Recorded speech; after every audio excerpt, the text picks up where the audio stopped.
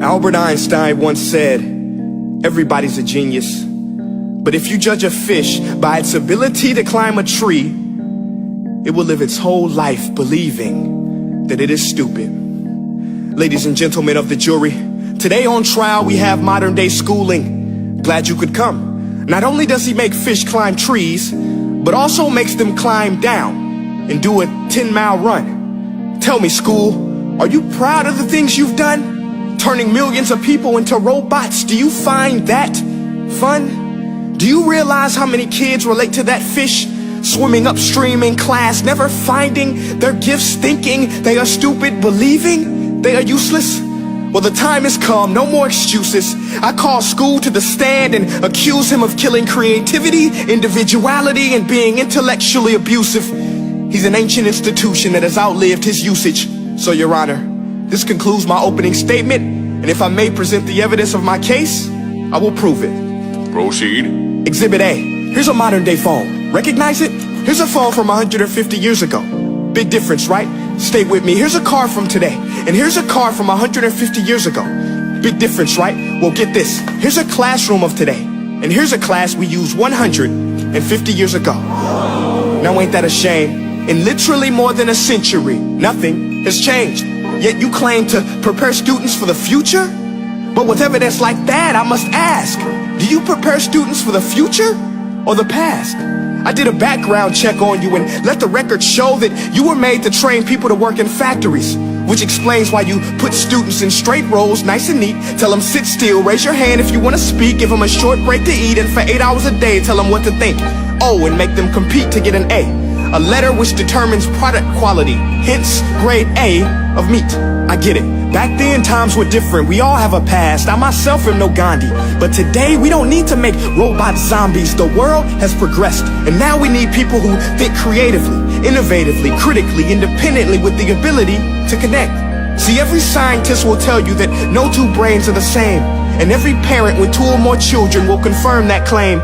So please explain why you treat students like cookie cutter frames or snapback hats, giving them this one-size-fits-all crap. Watch your language. Sorry, Your Honor, but if a doctor prescribed the exact same medicine to all of his patients, the results will be tragic. So many people would get sick, yet when it comes to school, this is exactly what happens. This educational malpractice, where one teacher stands in front of 20 kids, each one having different strengths, different needs, different gifts, different dreams, and you teach the same thing the same way?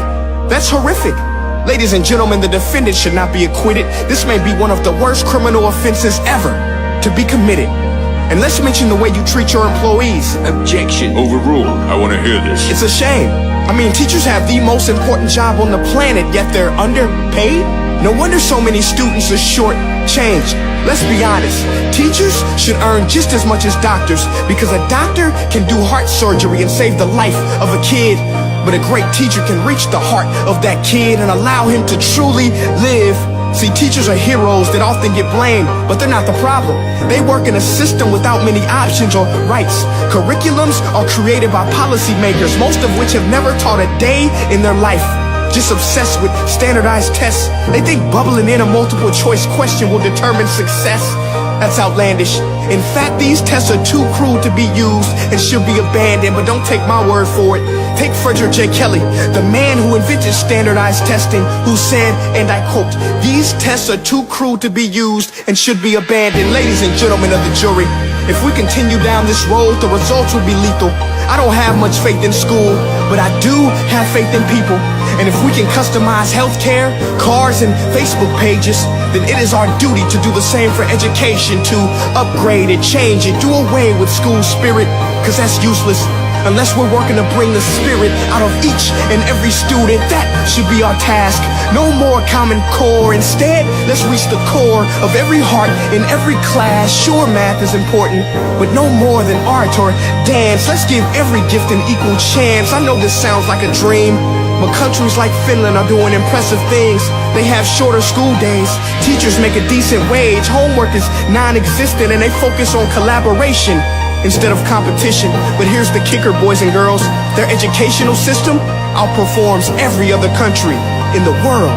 Other places like Singapore are succeeding rapidly. Schools like Montessori, programs like Khan Academy. There is no single solution, but let's get moving. Because while students may be 20% of our population, they are 100% of our future. So let's attend to their dreams, and there's no telling what we can achieve. This is a world in which I believe, a world where fish are no longer forced to climb trees. I'll rest my case.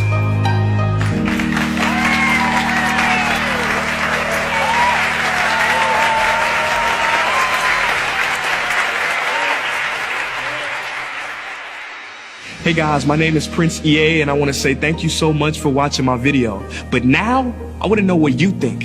How can we together create a more efficient, effective, and just better future of learning? I want you to visit nestday.com/preorder the future and share your thoughts and ideas on the topic. Peace.